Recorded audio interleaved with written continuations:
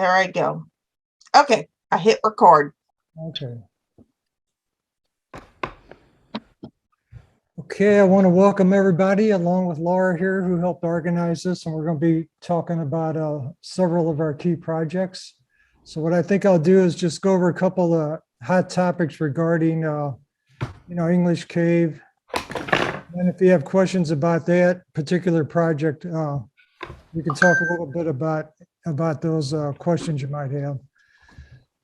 So the number one thing right now is that we have insurance on the cave. If we were to somehow open up a hole tonight, we could like legally go down in there and be covered by insurance. Hmm. And that's a pretty big achievement. So the cost of that, which we're going to have to round up money for, because BPNA isn't going to cover any of the cave development costs. So it's going to be $449 a year. And the last 2 months are included in that price. So it's $564 we need, say, within 3 or 4 months from now to help cover that expense. So is there any questions about that part of it? Bill, did that go through Alan, or you had somebody else? Yeah, we got somebody else who ended up coming through. They cover the insurance for BPNA, and they were able to get it under parks and playgrounds. Okay. So hopefully someday we'll have a new park and playground underneath the earth, So that's a major thing that just happened recently. And another thing was about 3 weeks ago, we got this, painting or sketch of the cave. You probably saw already, showing the staircase, no, wait a minute, the stairway and the air hole and the elevator. And I think those are the 3 key notations they made on this particular map, but it does show this entrance area and these parking pads to the west of Marian's garage. So we're using that information to, to help figure out how deep down the roof of that might be. And Ken has done some work on estimating how far down that is for that section. Ken, do you have anything you want to say about that particular diagram you drew? No, I mean, did everybody see that vertical cross section? Yes, we did. I did. Great job, Ken. Thank you. The surveys that Mark is doing, Mark and Aaron, that's going to help because they're going to run some elevations. We had some kind of rough elevations before, so they're going to add. He's going to send me some elevations, so we'll be able to get a more precise idea of that profile.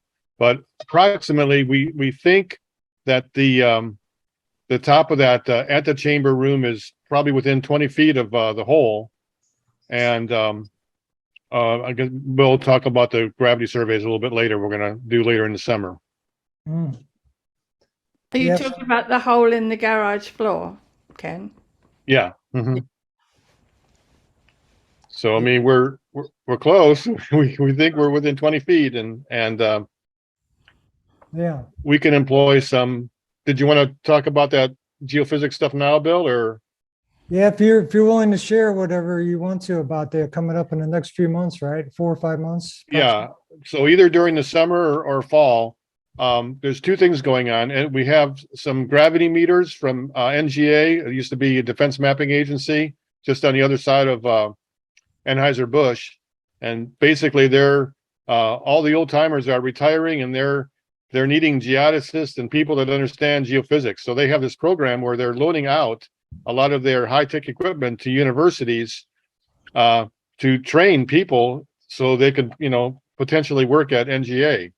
So we have a few of those instruments. They're very, very sensitive gravity meters, and they can detect near surface voids in the ground because there's missing mass, and these meters are very sensitive. They can detect a change in gravity due to that. So they were looking for projects, and I pitched this a few weeks ago, and the NGA folks, they knew about English Cave, one of them did, and they were very excited. They thought it was an excellent project because it's right around St. Louis. It's right in their backyard. It's a good site because we know where the cave is, so we can set the gravity meter over the cave and then shove it over where we know there's not a cave, and we can calibrate the instrument because we have no void areas. And then the plan is to make a grid over where we maybe where we think the stairs are. That property where the elevator is that a friendly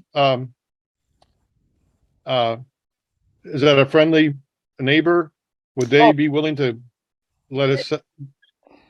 It's just changed hands, I believe, that property. It's the second house over. Yeah. I think it's just changed It's hands. the one next to the church. Yeah. Bill, Oh, you know. That's a rental house. It's the bungalow, the modern looking bungalow next to the church. Yeah, but I think that elevator they show on that particular map is right in the positioning of the current church building. Oh, it is? Oh, Pretty sure it is. huh. Yeah, it's right around there somewhere. Anyhow, the house next to it, for sure we can do it in the intersection of Wisconsin and Provencher. That's all clear. But anywhere else we can extend our grid to, if there's friendly neighbors, that would be useful. Because we're not quite sure that whole azimuth, we have a little bit of uncertainty on the whole thing because we know where H1 and H2 are, but we don't know if there's any twisting going on as the boreholes went down. There's this potential, even though the distance above the ground and the distance below the ground match each other within a half an inch, but there could be some twisting going on. So we don't really know that until we, in the fall, we're going to come out with these inclinometers. It's a device that we can put down the borehole and it will measure at every meter. It'll measure the angle. So if there's twisting going on, we can determine that, and then we'll know precisely where H1 and H2 are underneath the ground. That'll enable us to position the whole thing a little bit better. I have a question about the downed tree, Bill. We lost a mulberry tree in the storm, and it was covering over the alley right near where you're talking about, the back of where that elevator shaft is. Does that downed tree block access to the garden for any vehicular equipment you might need to drive over there to do any of this stuff where the tree has come down? I don't think it will myself, Okay, because it's blocked really a way through from the alley to the garden, which before was pretty clear, and now it's completely blocked with a large tree that's laying down there on just off the alley. So there's only one way to get to the area now, whereas there used to be two. If it's on the garden plot, can we get somebody with a chainsaw to cut it up? Well, the last garden meeting, the feeling was they wanted to leave it as a sort of natural deterioration process and maybe grow mushrooms in the actual trunk. And so we'd have to sort of go back to the garden committee and discuss this with them, I think. Don't you, Bill, too?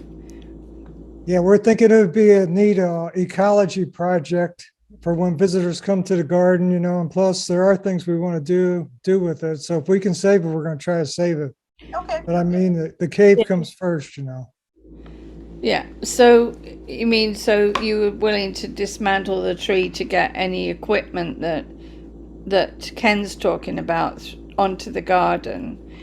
I'm not sure what's involved with that, Ken. I mean, it's certainly not like the drilling. It may be that these are devices. They're about a cubic foot, and my understanding, I'll know more next week when I meet with the professor. But Right. you just put this on the ground, Yeah. you let it collect information for about an hour, and then you move it. Oh, I see. So it's just very, very portable and can be carried easily. Right. It's nothing huge. Yeah, no drilling. There's nothing yeah. inserted in the ground. You just sit it there. It Yeah. makes a measurement, and then you move it. So this is So not. maybe we can It's not even an issue. maybe we can work around it. Yeah, I don't think it's an issue then. Yeah. Ken, tell them about the pickup truck version. And then NJ also has a more sensitive version that's mounted, truck mounted, and they want to actually come down there maybe on a lunch hour or something and just drive it down. Now it's a big truck, so we're not going to be driving it on the garden, but we can just drive it down Wisconsin and Provencher, anywhere we can get with a truck. And it's capable of making measurements on the fly. And it's more sensitive than the ground instruments. These gravity is maximum at the Earth's surface, and then as you go away from the Earth's surface up, or if you dig a hole down, gravity decreases. And these instruments can detect the change in gravity with an elevation of 1 centimeter. So like gravity here is more than here, right? Because we're closer to the surface. 1 centimeter. And we used to use these things in the USGS to detect saltwater intrusion in the coastal areas, like 300 or 400 feet down. Saltwater would be coming in the coast, and saltwater is slightly more dense than freshwater. Wow. You float higher, right? And so we could detect 300 or 400 feet down saltwater intrusion because the gravity changes. Gravity goes up a little bit when saltwater comes in. So they're very, very sensitive. Does that have to stand over? Does a truck have to stand over the area it's measuring, though, Ken? Does the truck Right. Yeah, so that wouldn't be easy to drive onto the garden plot, would it? No. It'll be limited to just the streets. The street, yeah. Okay. But fortunately, that stairway is in that intersection around Wisconsin and Provencher, so maybe that'll tell us something. Yeah. Well, the alley might be cleared up enough to get in the area of the elevator. But it would still have to be sat over the elevator area, right? It can't be just to one side of it. The cave goes by the alley too, so at least we can map where the cave is, possibly. Right. It's a little bit of an unknown because it depends on how deep it is and how narrow. The deeper it is or the smaller it is, everything kind of gets fuzzed out. So we don't know, but we're gonna certainly try. Right. The other test they're gonna do is it's called a acoustical test seismic. They're gonna put a geophone at the bottom of the hole, and then they're gonna take an iron rod and make a compression wave. And that sound wave, anytime there's a change in density, like rock to air, like the ceiling of the antechamber room, it reflects up, and we can time that and determine what the distance is. Yeah, right. Great. Bill, is one of our pieces of rebar still in the hole? I think it is. Yeah. They be able to use that piece of rebar, Ken? Sure. Anything heavy to just make a compression, like a sledgehammer or a iron bar, anything. Rebar hammered down to additional about 10 feet down into the hole at the very bottom. We hammered rebar straight down. Oh, okay. Yeah. So you can hammer on the top of the rebar and actually get to the bedrock? Well, yeah, it's as deep as it can. We hammer drilled it. How long was that rebar, Bill? Well, at least 9 or 10 feet or something like that, And we cut it off, right? Yeah.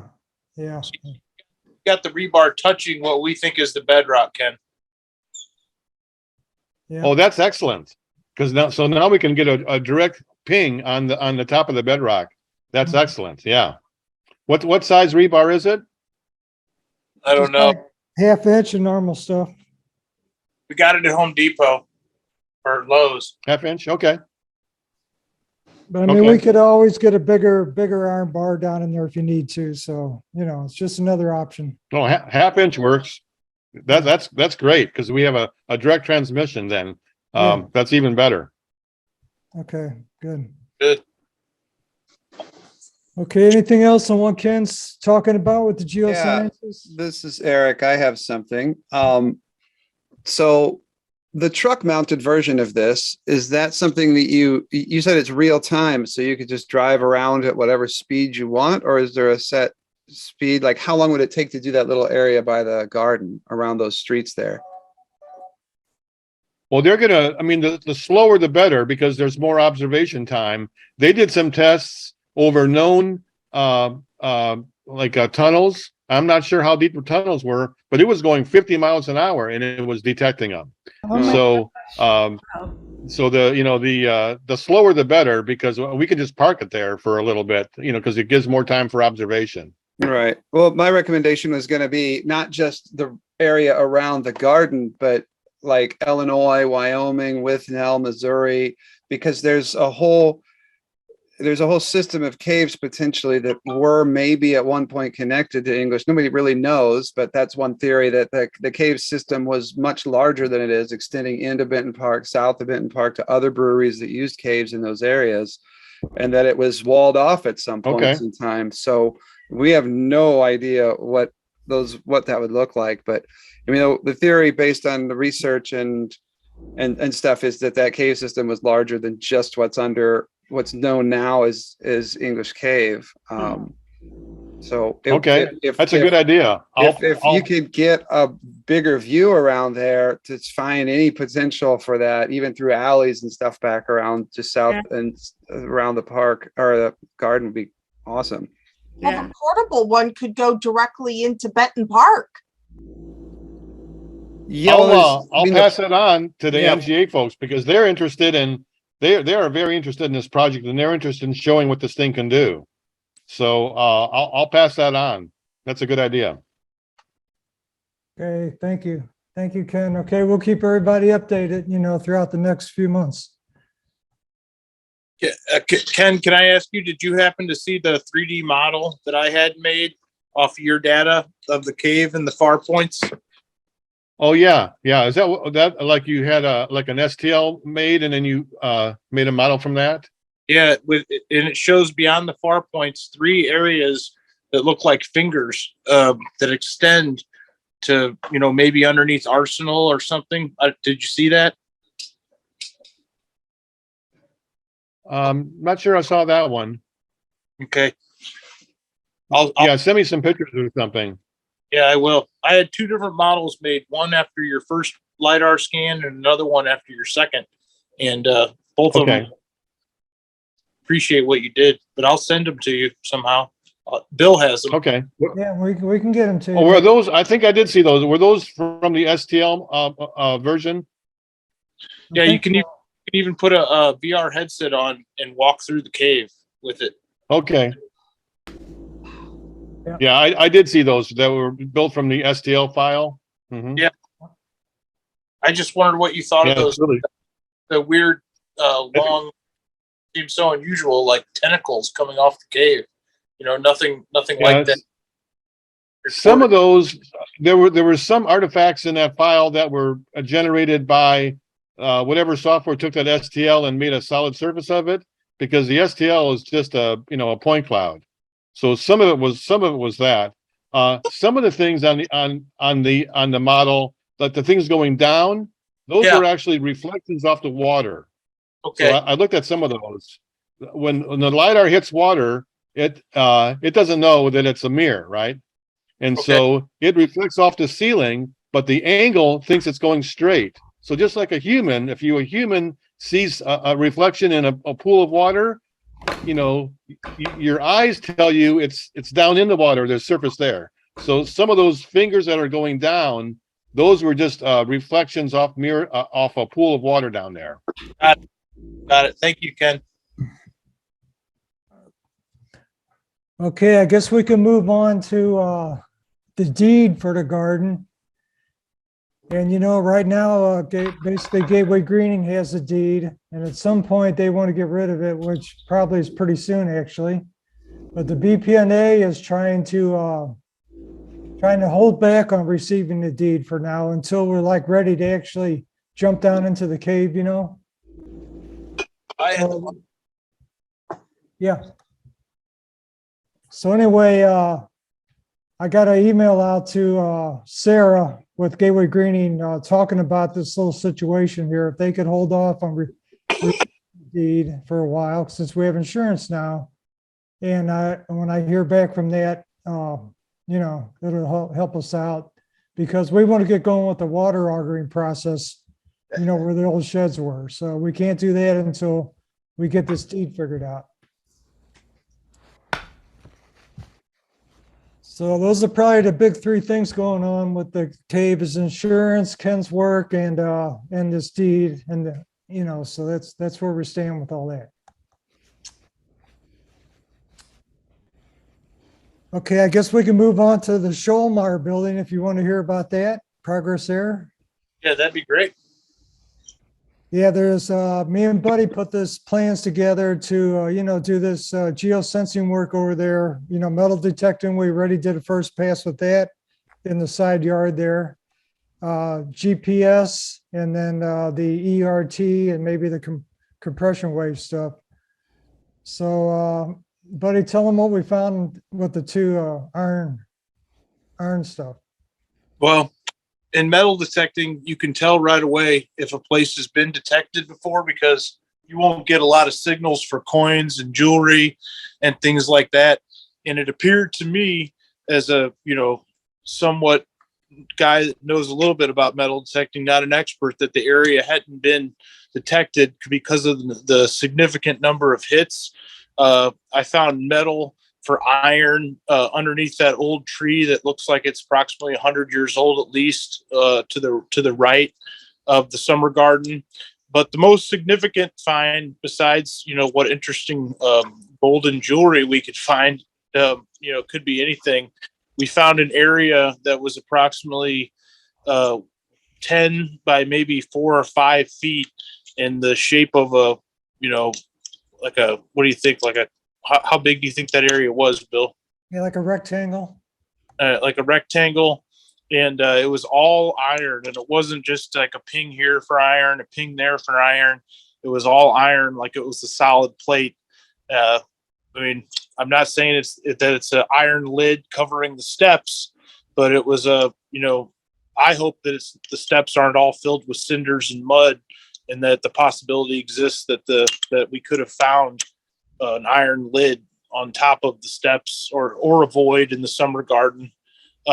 It's also in the area where an original building is located that we've noted on multiple maps and drawings, where we found the iron plate. But it still wouldn't be normally, like if you had wood with nails in it, and that remnants of that, you would get ping here, ping there, maybe in the shape of the plate. But instead, I got a continuous signal the whole time when I was over whatever object it is that's buried there. But it's significant. We need to do more investigation of it. It's unusual how close it is to the house on Illinois, up along the side of it. But I can't think of anything what it could be, other than what the metal detector says is a big piece of iron. Could be scrap. Doesn't mean that it's definitely the entrance, but it's interesting nonetheless. Okay, thank you, Buddy. So we did do the some of the preliminary metal detecting, and now I'm talking with the folks at Geotechnology to get us a bid on the rest of it. But what kind of metal detector were you using? Just a regular cheap one. I'm sorry, what? Not a very expensive one, just a cheap one. Okay.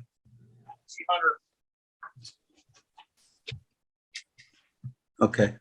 This is Philip. I have some higher end equipment, and I'm It's just a cheap. knowledgeable on how to use it. So if Like it would be helpful to get more precise information, I can do that.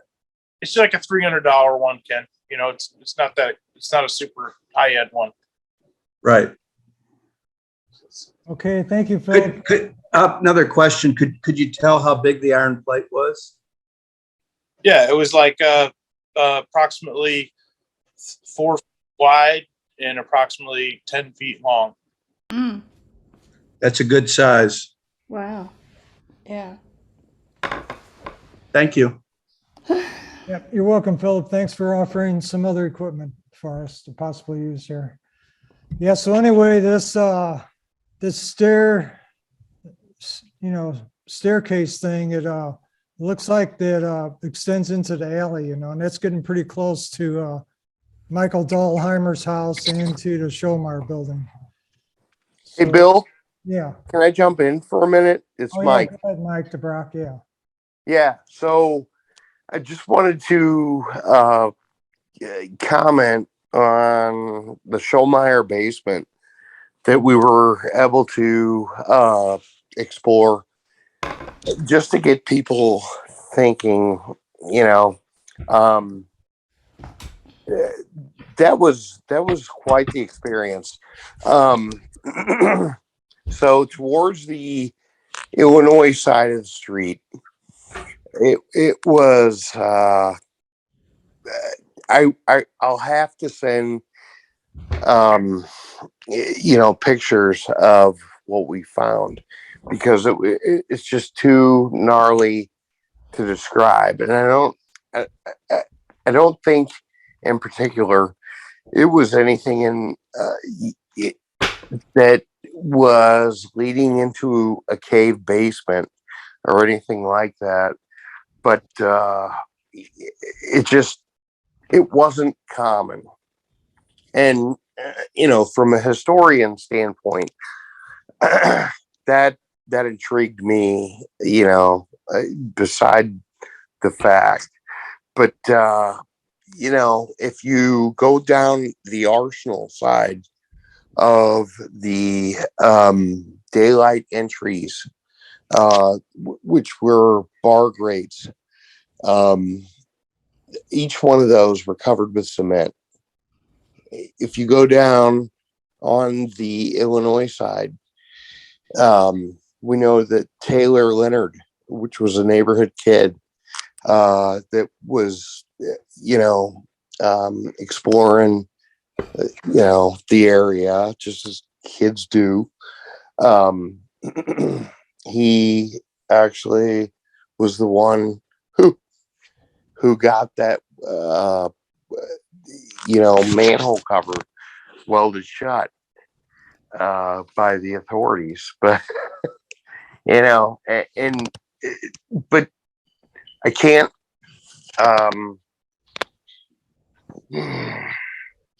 speak enough on just the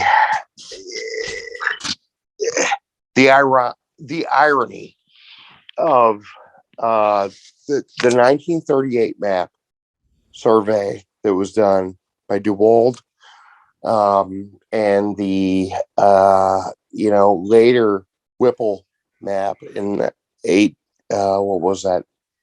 It was either 1838 or 1909, when Schulmeyer's had a beer garden in their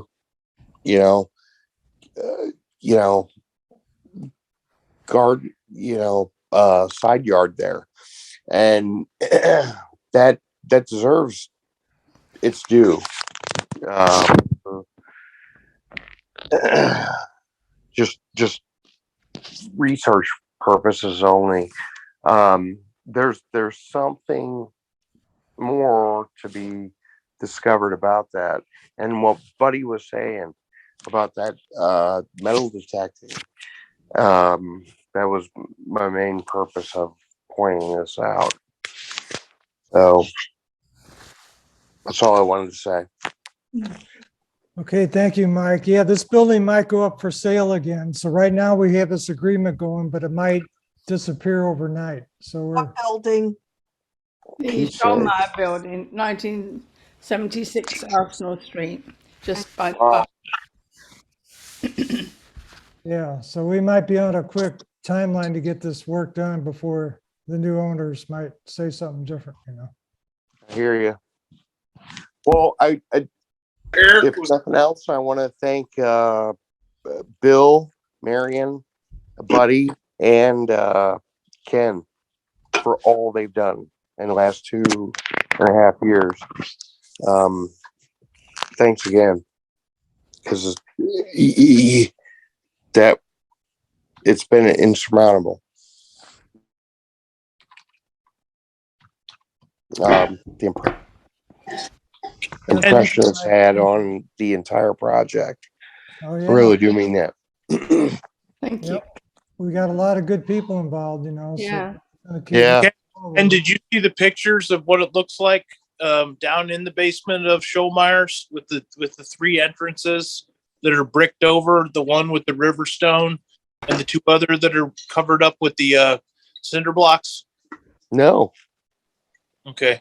Well, make sure you send those to Ken, Bill, because the corner of Illinois and Arsenal at the basement's about a 9-foot deep pour, maybe 10, but the whole entire front corner on the side, north west side is all like arch shaped, and it's obvious that there was an entrance below grade, and then there's a door, a man size, normal size 56-inch door, bigger, from floor to ceiling, that's completely blocked up, and we have a hole that's drilled, but it's through 36 inches deep through the cinder block, and there's 3 courses of cinder block blocking the hole. So whoever blocked that hole up is purposely doing it to block up whatever's beyond that area. It's a very unusual situation. Yeah. That's interesting.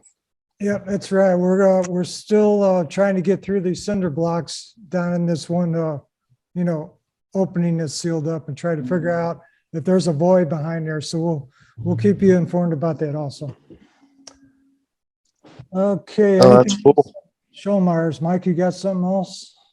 No, this was an excellent idea though. And I'm glad to be a part of it. Okay, thank you. Okay, let's see. After that, what could we talk about here? Glomulars. Who? Glomulars. Yeah, that's. Oh yeah, you want to go over that a little bit? 'Cause in the previous, minutes I sent out for April, that was the lead article. Was this discovery down by the Mississippi River, basically at the foot of Cherokee. So I know I'm sure you all read that, but we can talk about that a little bit. Mike, you want to? Yeah, just real quick. It's believed to be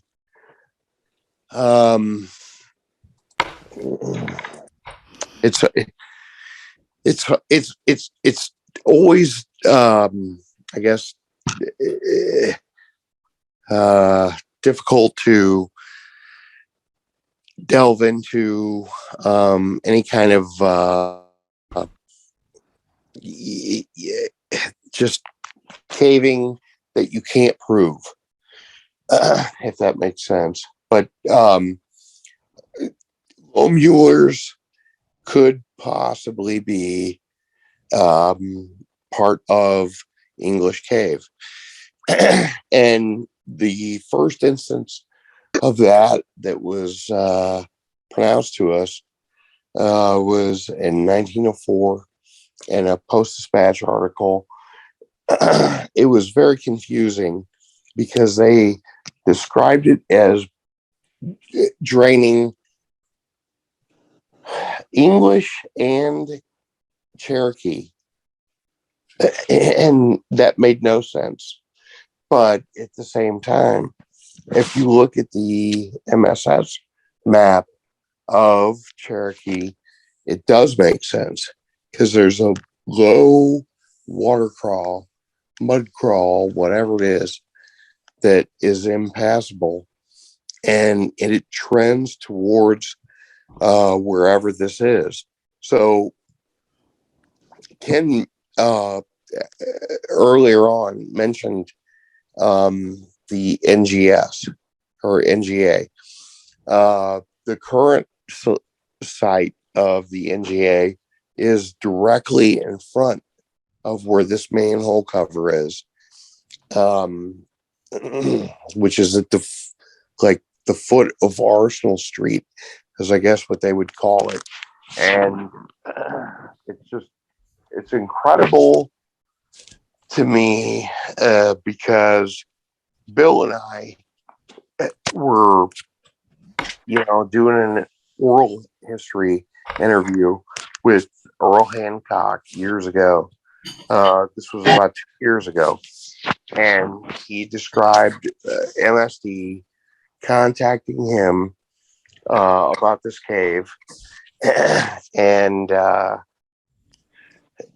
he said that, you know, there was the worst sulfur smell that you could possibly bear. You know, when you open this manhole cover, and it's exactly what we you know, experienced when we opened that cover, you know, 2 months ago. The weirdest thing though was that they, you know, I guess MSD had put a cured in place pipe system in this cave, and it's no longer reminiscent of a cave. And that part was sad to me, but obviously the possibility that it was part of the English, you know, there's something to it. This would pass underneath Lion Park and trend toward the garden. So that's all I got to say about that. But yeah, interesting. This is Philip. Have we done anything to check the air quality from the drill holes over at the English Cave area? Yes. Yeah, that was done already. Okay. That was done. It's a little bit oxygen deficient. And Okay. there were no harmful other gases that would have presented a problem. You know, old cavers that are still alive have had a lot of strange experiences with bad air. So Yeah. you know, just a lot of caution there. That's all. Yeah. What we determined from the gas test was that the cave is a closed system, that it's not accessible by any other areas other than the drill holes. Thank you. Yeah. No, he's right. Carbide lights used to go out all the time. Yeah. Right. Well, and people's thinking gets impaired. Exactly. You know, it goes quicker than you think, too. Yeah. I would just like to add to what Mike said, that I talked to the head guy from the city of St. Louis water department, and he told me that there's literally no chance that the water with that sulfur smell is coming from the water system of St. Louis City, and that it's one of two things: either that the water in the spring is welling up in like an artesian well situation from an area that has such a level of brine that is causing the smell in an area of a pocket of sulfur, or the area or the water after it, because we don't smell any sulfur when we smell the pipe where the original water source is, and it doesn't seem like enough water is coming out of that artesian spring hanging from the ceiling to create the amount of water that we saw in Mike's video of the Lohmeyer Cave. So it's possible that the water is passing through a large amount of biological material, and that the biological material is creating, through rot, is creating that sulfuric smell. That's the only two possibilities. Either artesian. Well, I'll insert a third possibility, and that is the pond at Benton Park. That's the only other explanation I can come up with. And dye tracing is the only way. This is Philip again. St. Louis City has a coal seam through there that's high sulfur, and water that flows through that coal seam will have high sulfur. And I've been in communication with archaeologists in the past who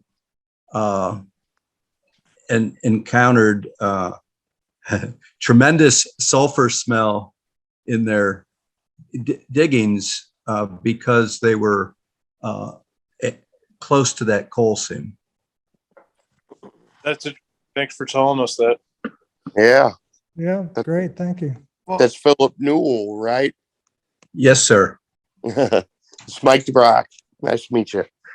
And Yeah, my video didn't work. I updated Zoom when I logged in and it fouled did everything too. up. I don't get anybody's video feed, but anyway, I get the audio and that's good enough for me. so this is Eric. So Mike, do you guys know the depth of the Low Mueller's cave at which that water flows out? Yeah, so that was about 40 foot. So would that be beneath the highway cut that is between the park and the outlet there? It's actually, do you know where the what is that? I forget the agency behind the NGA. But There's a Coast Guard facility there, Corps of Engineers dock. That I'm talking about, like, water doesn't flow uphill, right? So if that water is coming from the park or the English Cave or Cherokee was the Cave, it would weirdest have to thing. go underneath the highway, right? that was the weirdest thing, and it's a good thing you brought up, because I just in the section I saw of 20 feet of pipe, there was at least 10 to 15 feet of incline. And that's a lot. That's a whole lot. Remember how the bladder covered the steps? Yeah. Yeah. So to answer your question, Eric, it's right next to the Coast Guard fence line. And it was a swift stream, to say the least. I don't know how else to describe it. Well, maybe someday we'll find out if there's a connection there, but for now we can do is speculate, 'cause it's real hard to get back in there, obviously, and do more research. So it was an incredible discovery though, Mike. Well, thank you. But you guys made that happen as well as I did. Bill, summarize what's happening up at Spengler's? Yeah, you just read my mind, because I was going to say we could talk about Spengler's if anybody wants to. Yeah, I'd love to hear about it. Okay, well, I know I put some of this information in the last two updates, but anyway, some of our greater members of the troop, our team, went out there and did their own digging. And it seems like they found a parallel pit brick, bricks, four-sided brick pit going down into the vault area. And according to Eric, it doesn't seem like it's the one that we went into, 2 or 3 years ago when we were going out there 4 different times into the vaults. So now we got to figure out, what the heck is this and where does it go? And it's covered up pretty well right now. I sent them pictures with that update. So it's not an easy thing to deal with. It seems like we could go out there and open it up and do, we're trying to get a hatch installed on it. So that's like another project that we could probably work on. I don't think we get arrested necessarily, but the one contact person with the city is not being cooperative on talking to us, even though she wants to get down into the vaults. So Eric, what do you think about some of that? I mean, I think in order to do anything legit there, we have to have their help. They own the property, right? Or they at least control the property. But I had the same problem. If it's the same person you're talking about, this is an ongoing issue with communication. because we tried to relay the information about the vault before they started clearing that site and grading it and taking all that heavy equipment on it. And we're like, hey, look, there's brewery vaults 4 feet below the surface that you're going to be bringing heavy equipment over. Maybe you should be aware of that. Also, it's accessible from the surface. Also, it's a historical, it's historically valuable. And after a phone conversation and then a follow-up email relaying all that stuff, I never heard back from her at all. And then, so if this is the same person who now we have to talk to, it's just, I don't know what it is with, I don't know what it is with her. She says she wants, because I had the same experience. She expressed interest in knowing about it and learning more, but then just complete poof, radio silence. So I don't know. I don't know how to proceed, except to go, I mean, at some point, go to the next level. I mean, if we feel like it's a liability for the city or the community or the neighborhood, we want to secure it. Because the shaft that they found is not like the one that we went in. We went down a ramp. And that, from what I understand and what the kind of vague information I have, they uncovered one of like those vertical shafts, like the one that we saw that was where you could see the, I don't think it's this one, but it was that one where you could see the bottom of the concrete sidewalk up it. And so it would just be straight down. I mean, Right. Yeah, it some seems kid like fell in it or something. And it's right where the sidewalk used to be, where everybody used to walk. So Yeah, I don't right. know. Eric, do you think it would help if Buddy and myself and Ken or anybody else would just call her and ask about the status of this cave or this project or anything like that?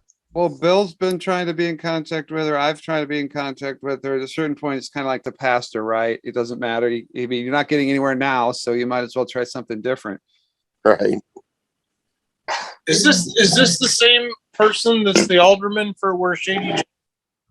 No. They work for the SLDC, St. Louis Development Corporation. So, Oh, I could definitely get a hold of her. That's not a problem.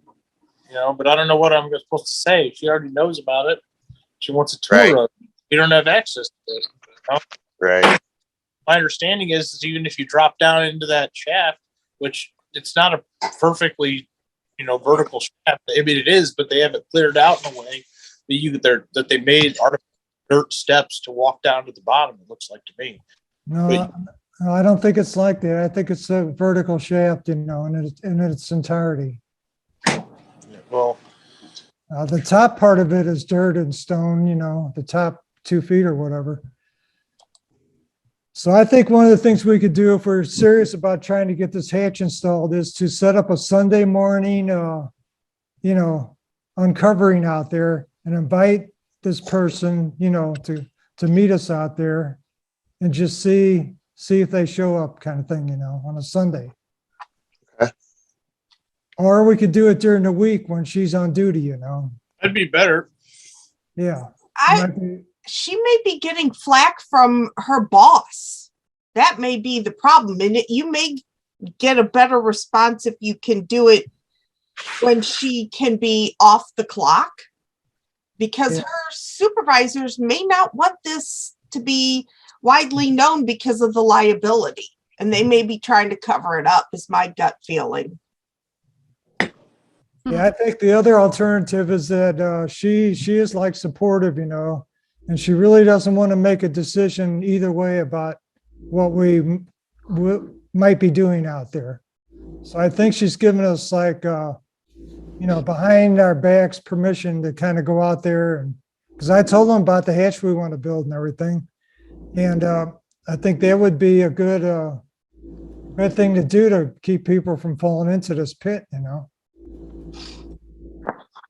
I agree with Bill. Laura, my experiences with government is the people probably just don't care. Well, Well, yeah, that's what we have to find out, because this is our number 2 project. I feel like she doesn't want to be on the hook for anything that happens. Didn't she break an ankle? No, that was On- some other on visitor site? out there. No, that was somebody else. Okay. Either way, I feel like she just doesn't want to be in a hook. Mhm. But I agree with you, Bill, that she's given us carte blanche to do what we want with that site. And if you think a hatch, the establishment of a hatch is the way to go, I'm in agreement with you. How deep is the site, Bill? In total, like, is that how, if that air hole or whatever that shaft, how much deeper could it be to get into the actual area where Spangler's is? Well, the shaft goes right down into it goes right down into the cellars. The cellars, as I recall, it may be 12 to 15 feet below the surface currently at the most, but that again, the cellars are filled with several feet of mud from the years of water eroding dirt into them through the hatches, the very hatches we're talking about that were covered over by a sidewalk and now are not because they tore all that out of there. So who knows how bad it's gotten since then, because the little protection that the cellars had from erosion filling them up with mud is now gone. So, and we don't, I mean, we have some rudimentary basic maps that were made at the time we had that limited access, but we don't know exactly how many there are hidden throughout this property. I mean, we know of at least 3 that I can recall, like 3 large access passageways. But I mean, nonetheless, if someone were to fall 12 feet down a hole, it doesn't, it might as well be, I mean, might as well be 20, so a 12-foot fall is a 12-foot fall. I just mean we can't get in through that hole right now. You could, but I don't know why the other hole isn't still accessible. I don't think that the people who were there and going in that way knew that the other way existed, or maybe it's been eroded and filled in, which would be a tremendous amount of dirt. And what would be stopping it from filling up the whole thing from like the shaft that they found? I don't know. I saw no evidence when I was there more than that they smeared, 2 or 3 feet of dirt over the whole thing. I don't see any concerted effort to bury anything based on my personal observations, but I didn't know where the end was when I was there. So I just saw, but based upon the depth of the fill, there's no area more than 2 or 3 feet deep. Okay. Okay, well, anyway, we'll put together some plans because we could either just ignore it and just go out there every 2 weeks and just see if they stay away from it, because they're liable to go out there and fill in this new discovery any day now, kind of thing. And I really don't want that to happen either. So we're, we got to figure this out. Well, thanks for doing this, Bill. This has been wonderful. Yeah, I agree. Okay, well, is there anything else? Mike, you had a couple of things. Are you okay with what you were to present tonight or anything else? Oh yeah. Yeah. I support the group, whatever you guys want to do.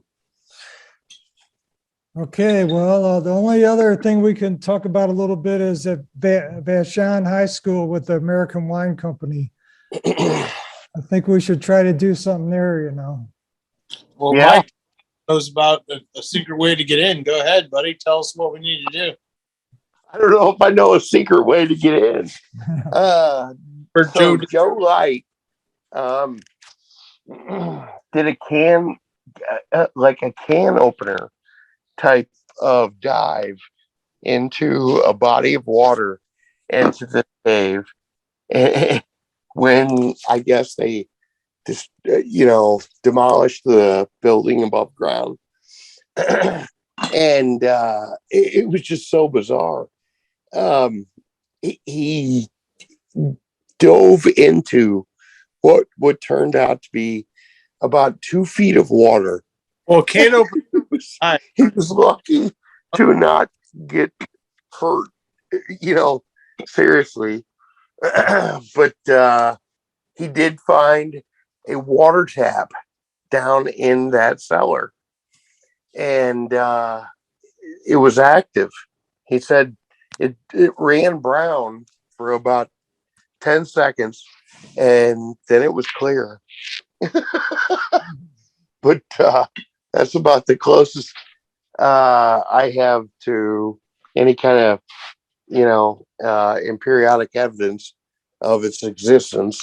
From what I understood, it was partially under the football field and partially under the parking lot. That's the best I can tell you. And some Google overlays would probably do us a great wonder to try to, track down its existence. Where did Joe get in at? Where did Joe get in? Yeah. So he was a youngster at the time. I mean, we're talking 10, maybe 15. And this was Earl's doings. And Earl was the one who kept an eye on all these sites, downtown. And Earl grew up in, as Bill and I learned when we did our oral history with him, and an orphan home. And he was pretty open about that. That's why I don't mind sharing it. But he had this unique knack for disappearing. And Joe, I guess this tied in to some extent to Joe's curiosity about the underground. But Earl disappeared, in this escapade, and just like he did in the one in 1965 Wyoming, behind the garden where we did the LiDAR scanning. And he just, I don't know what it was. Earl he would disappear. And that was the crux of what I know about it. Well, yeah, okay. I think we might be able to package this up with, like Ken was saying, that these NGA and this other professors looking for projects. And if we could get them involved with the students out there, it could be a good learning experience for geophysical equipment down into these wine cellars, Ken, what do you think about that as a potential project for them? Absolutely. The NGA is definitively going to triple, if not quadruple, home values in that area. The 4 neighborhoods surrounding it. There's no doubt in my mind. They've upgraded the entire infrastructure around that. So that's a great thing all the way around. Ken, what do you think about that? Getting NGA involved also. What are your opinions on it? Yeah, it's in our next meeting, I'll pass on to my NGA contacts, but S&T is not the only school. They've given, I'm not sure the numbers, but they have these, it's called a CRADA, a cooperative research agreement, something like that. CRADA research and something agreement, but they have similar agreements with SLU, with some of the other local colleges around there. SLU and what's the other colleges? WashU, and maybe St. Louis, the UM, UMSL. So S&T is not the only one. There's other local colleges around there that have similar arrangements with NGA. So there may be local people looking for projects, And I'd like to tell you one thing. My family owns the note on a 280-acre farm, Burns Mill, which is about 17 miles from Gravway 1970. And we've owned it since the 1960s. And we encountered a series of box-like structures buried in the backyard containing full remains of Indians and things like that. It's a very large area. If they're interested in scanning someplace out in Jefferson County for Indian remains, or I don't even know if it's Indians, it's really unusual, but I think it is related to the box builders. I could probably provide access to that. It'd be awesome too. That's cool. Okay. Okay, well, Mike, do you want to say anything about underneath downtown in any way, shape, or form, or what do you think? Yeah, I mean, there's still something to be uncovered beneath North 6th Street and Olive. That's the Bremer Rathskeller.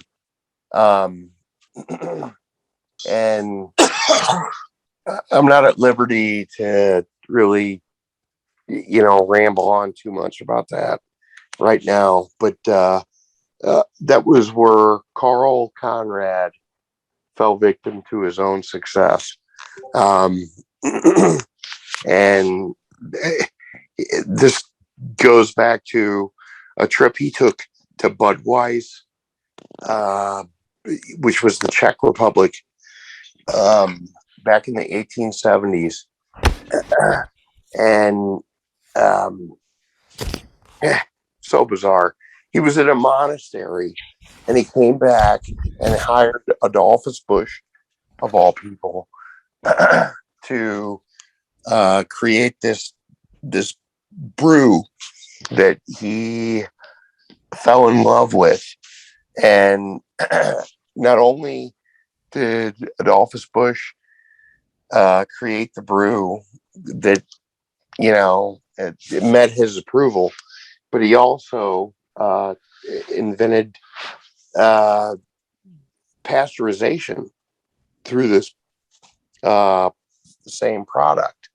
And anyway, that's what I don't want to get too off into the weeds with that, but I chased this one down hoping and to find some tangible evidence of its existence, but in reality there was 2 welded shut doors beneath this building that went underneath Locust, and it was a dead end. For now, I'll keep an eye out, on any future construction for sure, but because I'm sure all of us will. But yeah, it was a little bit of a buzzkill. Okay, thank you, Mike. Yeah, so I guess we're done. If there's any final questions, we'll wrap this up. Can I mention the Sunset Hills Anheuser-Busch project real fast? Go ahead, buddy. I've told a couple of you individually about this, but back in 2005, I started working on a project directly across from Sunset Country Club, which I've been either a member of or grew up there since I was a baby. At the corner of Geyer and Fairland is a house that was built by Adolphus Busch and Frank Lloyd Wright in combination with each other. And there's a belief, and there is a cave that's right there on the number 4 hole at the corner of Geyer and Fairland, where Adolphus Busch set up basically an underground brewery that he was going to continue to operate, continue to make beer, and basically flaunt the law during Prohibition. Obviously, he wouldn't be able to make it down there, and there's a lot of really cool stuff about this project. My buddy Lou owns the house at Fairland and Geyer. It's vacant, But it's very, very interesting and very, very compelling what they did there at Sunset Country Club back in the day. And if, so interesting that there's a waterfall inside the house that was probably built by Frank Lloyd Wright, perfectly designed with an inlaid marble floor of broken pieces of marble, not like a kind of like a what the hell are those things called where they take little pieces of tile and Mosaic? a mosaic of marble, but it's large pieces. Like the average size is about the size of a hand, and it has the original pump, which is very interesting because I think that the pump itself, because the waterfall makes a mist, and there's Tiffany art glass with a prism on the side, and I'm telling you guys, it's like something out of Indiana Jones, because there's a certain day where the waterfall by itself makes a mist in this room that's in the house on Fairland. And what's interesting is it's a whisper room where you can stand in one side because there's a dome ceiling and whisper and hear the other person talking from like 30 feet away. But every time you run the waterfall, it slowly creates a mist over the entire floor. But only one day a year, the light shines in through this weird prism, and it hits the floor in a certain spot. And when it does, it heats the floor, and it makes a swirl, and it makes the mist swirl in like a whirlpool. And then you can see Michelangelo's Pieta with the Anheuser-Busch eagle coming over the back and grabbing Mary and digging the claws into her back. It's the most unusual thing I've ever seen before, and I just wanted to share it with you guys. Yeah, was that a mural you're talking about? No, it's on the floor. It's flat floor of green marble, and there's a fountain that's made out of coral, and in the coral you can see Jesus, and he has a conch shell in his forehead, and the water pours out, and when it pours out, it leaks like in a bubbling fashion that where the whole floor gets wet. It's impossible to run the fountain, and it's got the original pump system, which is important because if it didn't, then we would think it was a mistake. And like I said, I've been on this since 2005. It's original, and the only way that you can see this stuff is if it's a certain day of the year and the mist heats up, and then you can see it's really unusual. Buddy, you mentioned the box builders. What could you just briefly say what that was? What that is?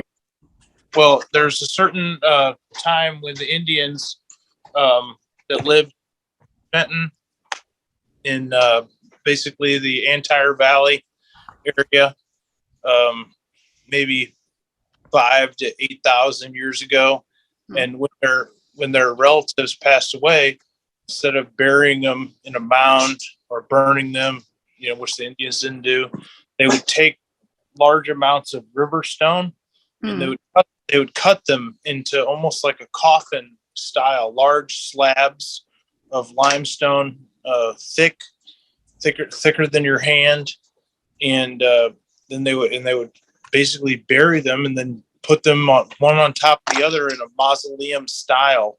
And I don't know if the mausoleum was surface level and then the dirt just overwhelmed them, or I have to assume they're probably always buried. But we have a series of many box builder Indians buried along with their horses, which is very interesting too. The horses are in boxes right next to the body. Wow. So you're saying these aren't really Spanish horses, that these were horses from the late Pleistocene, or maybe? I have no idea, Bill. I just know that directly next to the bodies of the humans are bodies of horses in boxes. The boxes of the humans are like maybe 1.5 times the size of a man-sized coffin, and the boxes of the horses are like 6x6, Wow. but made of the same stone with big covering stones. And I don't know age, but they have seashells that you can still see that you can't find in St. Louis. They're not the kind of seashells that you have in like the normal rivers around here. They're not just clams. They're like mini conchas and stuff. And it's just highly unusual, highly compelling. This is all on your land that you own. We own the note on it. We're the bank now. Huh. But I think the homeowner, who the person that owns it, would be agreeable to running the truck over it if they wanted to. Sounds very interesting. The gravity truck, it can only detect changes in density, and it has to be a pretty big change, like a void would work. Oh. So just, articles, if the density isn't very much different than the surrounding soil, it depends how big it is, and what the density difference is. It's so it's depth and its density changes. Got it. But I can ask them.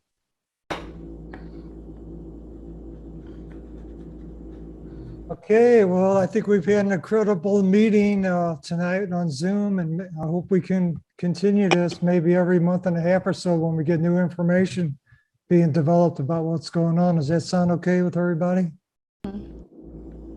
Yeah. Yeah. This was great. Thank you very much. Yeah, okay. Thank you, Philip, and everybody else who attended tonight. And we will see you in the future. Awesome. All right. Bye-bye. Bye. Bye. Bye-bye. Bye-bye. Here.